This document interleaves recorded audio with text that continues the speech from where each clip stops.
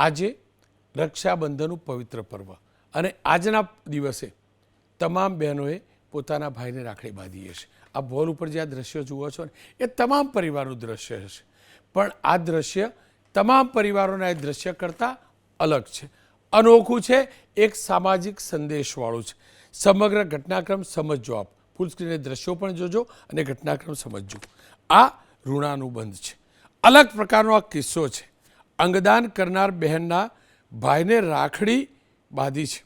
અંગદાન જે બહેને કર્યું ને એના ભાઈને, જેને અંગ મેળવ્યું ને એ બહેને રાખડી મેળવી છે. અને અંગદાન થકી હાથ મેળવનારી મુંબઈની બહેન વલસાડ પહોંચી અને જે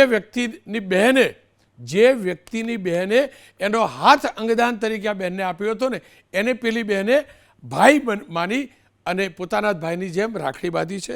આ કિસ્સો હૃદયસ્પર્શી છે, હૃદયસ્પર્શી છે. વર્ષ 2024 સપ્ટેમ્બર 9 વર્ષીય રિયા બોબીનું મોત થયું હતું અને તેમના જ પરિવારે અંગદાનનો નિર્ણય કર્યો. મૃતક રિયાનો એક હાથ મુંબઈ રહેતી અનમતા અહેમદબેનને મળ્યો. જ્યારે અને એટલે જ એ અનમતા જે છે એને એક હાથ મળ્યો છે અને એટલે જ જે ભાઈએ પોતાની બહેન ખોઈ હતી અને બહેનના અંગનું દાન કર્યું હતું એ બહેન પાસે ભાઈ પાસે ગઈ અને આ રાખડી બાંધી છે. આપ જુઓ છો, આ એક પ્રેમ છે, આ એક લાગણી છે, પણ એનાથી વિશેષ એક મેસેજ છે. અંગદાન મહાદાન છે.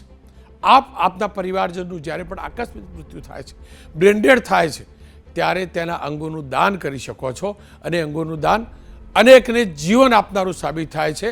આપણા ગુજરાતમાં એ જબરજસ્ત મુહિમ ચાલે છે અને એ અંગોના દાન થકી આપણું એ મૃતક સ્વજન કોઈને કોઈ શરીરની અંદર જીવંત રહે છે અને એનો જ પુરાવો આ જોવા મળ્યો છે. આ નવો સંબંધ છે, આ માનવતાનો સંબંધ છે, આ માનવતાનો સંબંધ છે.